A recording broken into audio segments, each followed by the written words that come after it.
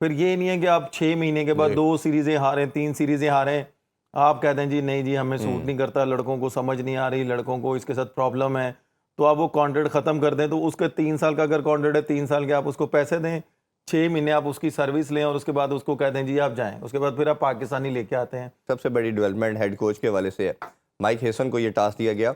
एक बहुत ये बात की जा रही थी कि रिसेंटली जो 2-3 कोचेस के साथ पाकिस्तान ने किया, मिकी आर्थर हुआ, फिर उसके बाद गिलिस्पी आए, फिर उसके साथ हमने देखा कि साउथ अफ्रीकन जो कोच भी थे वो गैरी क्रिस्टन, ये 3-4 कोचेस को रख के थोड़े थोड़े टाइम के बाद उनके साथ जो इख्तलाफात आए और फिर उनको फ़ारग कर दिया गया। तो यही कहा जा रहा था जी फ़ॉरेन कोच कोई नहीं आएगा, अपना लोकल कोच देखे। तो माइक हेसन इस्लामाबाद यूनाइटेड की भी कोचिंग कर रहे हैं, एक इमेंस एक्सपीरियंस है, हमारे पर्सनल ये पाकिस्तानी लड़कों को भी बड़ी अच्छी तरह जानते हैं क्योंकि काफ़ी अरसे से पीएसएल का भी पार्ट है। तो आप इस डिसीजन को कैसे देखते हैं? देखें जैसे पिछले कोच जो फॉरनर थे वो उनके साथ तो उनकी प्रॉब्लम्स रही है, तो वो छोड़ के चले गए हैं। मैं तो पहले तो दुआ करता हूँ कि अगर इसके साथ अगर कॉन्ट्रैक्ट हुआ है, अगर 1 साल का हुआ, 2 साल का या 3 साल का हुआ, तो इससे वो 3 साल का कॉन्ट्रैक्ट जो भी हुआ, जितना भी कॉन्ट्रैक्ट हुआ, उसकी वो सर्विस लाजमी लें। फिर ये नहीं है कि आप 6 महीने के बाद जी। 2 सीरीजें हारें, 3 सीरीजें हारें, आप कहते हैं जी नहीं जी हमें सूट नहीं करता, लड़कों को समझ नहीं आ रही, लड़कों को इसके साथ प्रॉब्लम है, तो आप वो कॉन्ट्रैक्ट ख़त्म कर दें। तो उसके 3 साल का अगर कॉन्ट्रैक्ट है, 3 साल के आप उसको पैसे दें, 6 महीने आप उसकी सर्विस लें और उसके बाद उसको कहते हैं जी आप जाएं। उसके बाद फिर आप पाकिस्तानी लेके आते हैं या कोई भी कोच लेके आते हैं, तो पहले तो ये इस पे इधर फुल स्टॉप लगाना चाहिए। जितने साल का कॉन्ट्रैक्ट हुआ, इससे एक भी दिन नीचे नहीं होनी चाहिए और एक भी दिन ऊपर नहीं होना चाहिए, इससे पूरी जी। सर्विस लेनी चाहिए। उसके बाद अगर ये इतने सालों से पीएसएल में हैं, इस्लामाबाद यूनाइटेड के साथ हैं, नो डाउट इनको पता होगा पाकिस्तान प्लेयरों की मेंटालिटी क्या है, तो ये उसको साथ लेके चले होंगे या उनके दिमाग में होगी, तो उन्होंने ये कॉन्ट्रैक्ट साइन किया। अगर उनको ना समझ में आता, तो मेरा ख्याल है कि जो जितने भी फॉरनर प्लेयर्स हैं या फॉरनर कोच हैं, उनका इतना एक्सपीरियंस होता है, उनकी सेल्फ रिस्पेक्ट होती है, वो कभी भी इस चीज़ को डैमेज नहीं होने देते। जी। ठीक है। और जिस तरह उन्होंने डिसीजन लिया है, तो होपफुली इंशाल्लाह ताला कि पाकिस्तान की टीम को वो ऊपर लेके जाएंगे, अगर उनकी वो बात सुनी जाएगी तो। और बिल्कुल, और ये आपने बड़ी इंपॉर्टेंट बात की है कि आपने एक फेयर रन देना है, एक लंबा रन किसी को भी देंगे, चाहे कप्तान की बात हम करते आए हैं, कोच की बात करते आए हैं, ये जो चेंजिंग होती है 2-3 सीरीज़ के बाद, स्टेबिलिटी जब तक सिस्टम में नहीं रहेंगे तो आप कैसे रिजल्ट प्रोड्यूस कर पाएंगे। अच्छा, एक आकिब भाई के वाले से जी, आकिब जावेद को जो director high performance centre point किया गया है, हम सब उनको जानते हैं, उनके काम करने के तरीके को जानते हैं, ये डिसीजन कैसे देखते हैं? और बहुत से लोगों का मानना ये है कि प्लेयर डेवलपमेंट में उनसे बेहतर कोई नहीं, तो आपके ख्याल में कोचिंग की निस्बत ये ओहदा उनको ज़्यादा सूट करेगा? देखें एकेडमी में मैं अगर आपको ऑनेस्टली एक बात बताऊं, मैंने जो देखा है, मैं सबसे पहले मुदस्सिर नज़र साहब जब वो एकेडमी के जी। हेड बने थे, उनके साथ आकिब भाई भी थे। उन्होंने मैं कह रहा हूँ कि क्लब के लड़कों को भी उठा के ना, जो वो समझते थे कि यार ये प्लेयर बन सकता है, इसकी ज़िंदा मिसाल मैं आपके सामने बैठा हूँ। पाकिस्तान अंडर 19 नहीं खेला होता, कुछ भी नहीं खेला होता, क्लब क्रिकेट खेलता था। उन्होंने मेरा एक मैच देखा, उन्होंने मुझे एकेडमी में बुला के प्रैक्टिस ट्रेनिंग करनी शुरू करवा दी। उन्होंने सबसे पहले मुदस्सिर नज़र साहब आए, उन्होंने काफ़ी प्लेयर्स एकेडमी में से निकाल के first class player under 19 Pakistan A को दिए। उसके बाद आमिर सुहेल साहब आए, उन्होंने जिस तरह की क्रिकेट खिलाई एकेडमी में प्लेयरों को, फिर उन्होंने भी अंडर 19 पाकिस्तान ए को, पाकिस्तान को प्लेयर दिया। और इवन जी। कि जो पाकिस्तान टीम से ड्रॉप होते थे प्लेयर, वो एकेडमी में आके उनको 2-2 3-3 घंटे बैटिंग करवाई जाती थी। कोई बॉलर होता था तो उसको इस तरह स्पेल करवाए जाते थे, प्रॉपर उसको रेस्ट भी दिया जाता था, प्रॉपर बॉलिंग भी करवाई जाती थी। और उसके बाद आप ये कह लें कि दोबारा फिर मुदस्सिर नज़र साहब आए, जी। उन्होंने फिर ऐसा किया।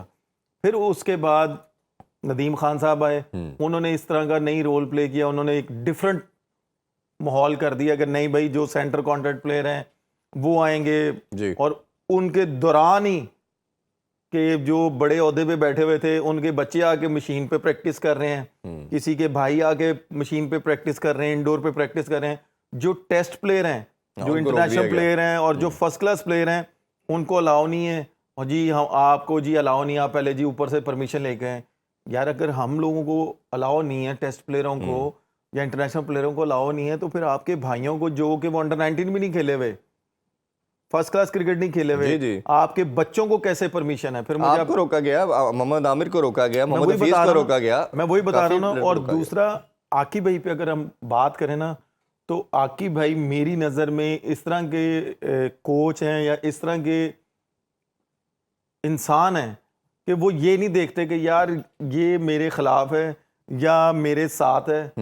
ये देखते हैं कि यार ये अपनी क्रिकेट के साथ सिंसियर है कि नहीं है। ऐसा ही अगर उनको समझ आती है कि यार ये अपनी क्रिकेट के साथ सिंसियर है, तो उसके बाद वो उसको साथ लेके चलते हैं, चाहे जैसा मर्जी है वो प्लेयर या जो मर्जी है उसके खिलाफ पूरा पाकिस्तान भी होगा, पूरी दुनिया भी होगी। तो अगर उसने कहा ना कि मैंने करना है, तो आकिब भाई उसको पहले 1 से 2 वीक्स देंगे, उसकी सारी मूवमेंट्स देखेंगे कि भाई ये करना चाह रहा है जी। कि नहीं करना चाह रहा है, कि ये दिखावे की प्रैक्टिस करना चाह रहा है। अगर वो दिखावे की कोई प्रैक्टिस करेगा तो आकिब भाई उस पर कभी भी ध्यान नहीं देंगे, चाहे वो ड्रॉप हुआ प्लेयर हो, ठीक है, चाहे फर्स्ट क्लास प्लेयर हो, चाहे कुछ भी हो।